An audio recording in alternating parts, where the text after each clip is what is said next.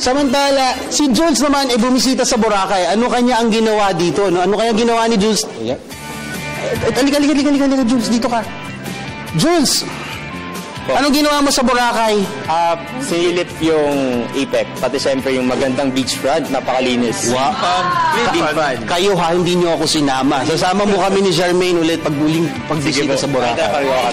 Kayo kami sa ETC!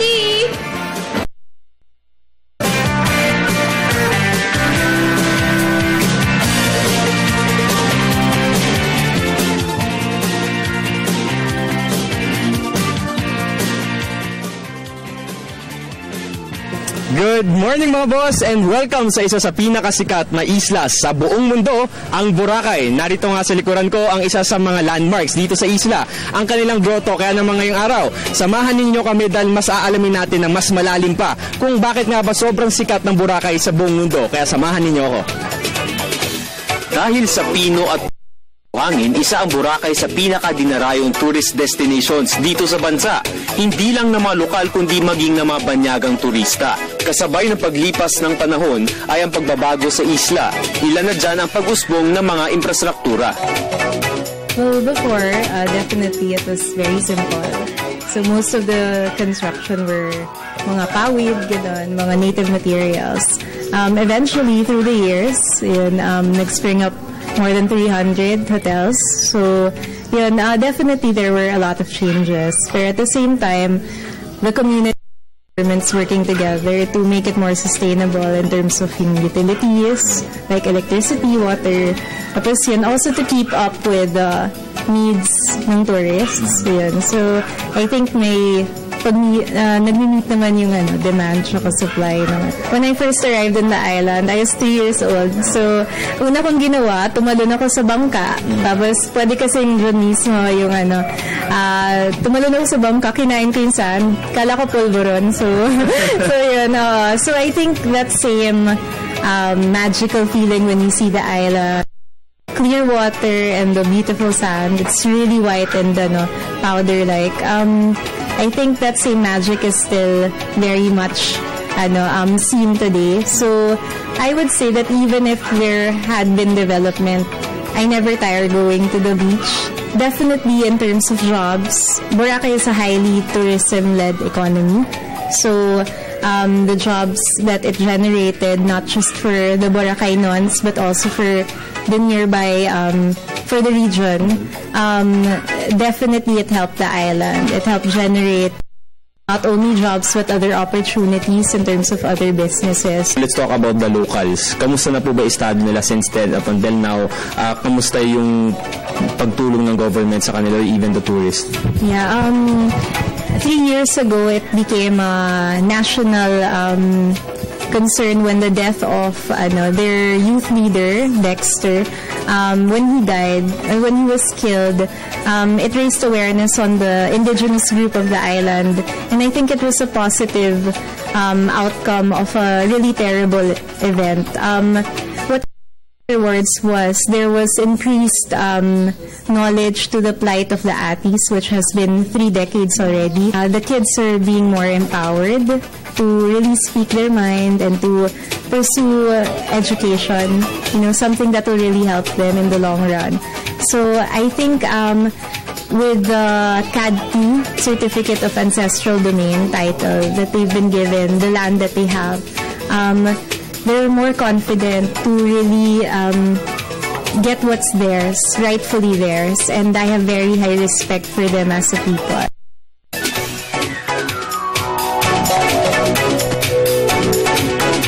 Okay mga boss, since kakatapos lang ng Boracay, sobrang daming mga turista ang pumunta dito sa isla. At syempre may mga photos din na kumalat na sobrang daming lumot dito mismo sa beach. Ano nga bang epekto nitong lumot sa beach? Alamin natin yan ngayon. The whole issue about the algae, the Boracay algae, yung lumot na tinatawag natin. Unang tingin parang ang dumi. Parang bakit ganyan? Bakit may ganyan? The occurrence of the algae and the number or the quantity of the algae is an altogether different. The occurrence of that Boracay algae, yung lumot, is natural. Yung quantity niya is yet to be studied, but its occurrence comes March until May. In fact, I got to talk with a lot of locals before. Mas marami pa dati. Huwag tayo mag-overreact na ang dumi dahil palagay natin dumi yan. Let's look deeper. Tingnan natin kasi ibang lugar to. Hindi to, kung nasa bahay ka makakita ka ng ganyan, syempre magugulat ka, palagay mo dumi. Pero nasa ibang lugar tayo. Alamin natin dun sa mga locals mismo what it is, what its effect to the island is. In fact, we had guests before who were marine biologists and tiningnan nila yung it's part of the process. So March until May algae and then habagat season. And then afterwards, if you go October until February, you'll see it's the same white sand, very clear. So there's a process in the island that we have to respect as well. Would there be a negative side when we're talking about the tourism here? I think as in any place, as in any tourist destination, of course, there are more people. We expect more waste. So it's just a matter of managing and keeping up with the changes. So I think the government can be, at times, we can really give negative comments right away. But the rate at which they're adapting, I think it's quite commendable. So, for an outsider's perspective, pwede tayo magreklamo, ang daming dumi, ang daming ganito, ang daming ganyang Pero kung paano nakaka-up yung isla mismo, I would think it's more commendable than in other places. Ang malaparaisong isla ng Boracay ay natatangi, kaya't huwag natin itong hayaang masira dahil sa mali nating pagkonsumo. Dahil hindi lang ito nagbibigay kabuhayan sa mga lokal ng isla, malaki rin ang ambag nito sa pag-asenso ng ekonomiya ng bansa.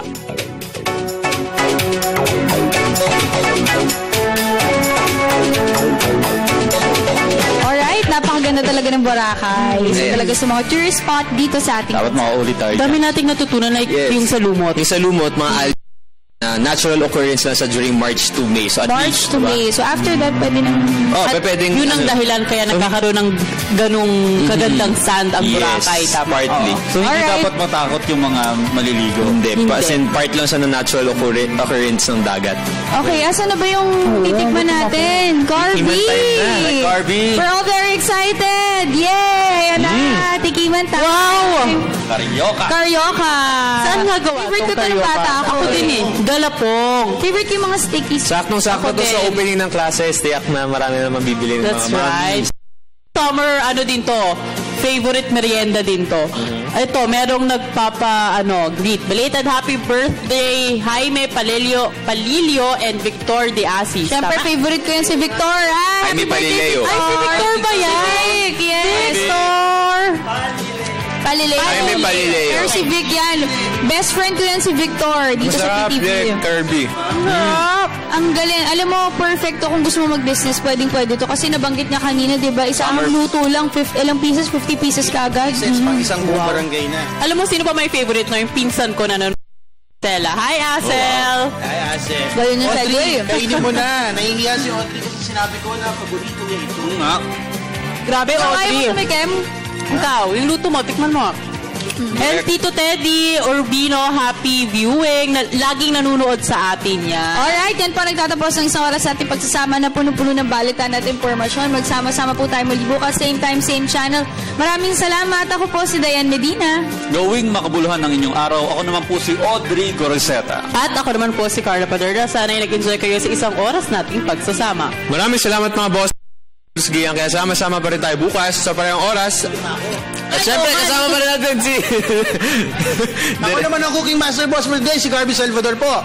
Thanks, Derek Carby. Maraming salamat mga boss. Ako naman si Jules Giyang. Kaya sama-sama pa rin tayo bukas sa parehong oras at sabay-sabay namin kayo babati ng... Good morning, boss! Ang sarap!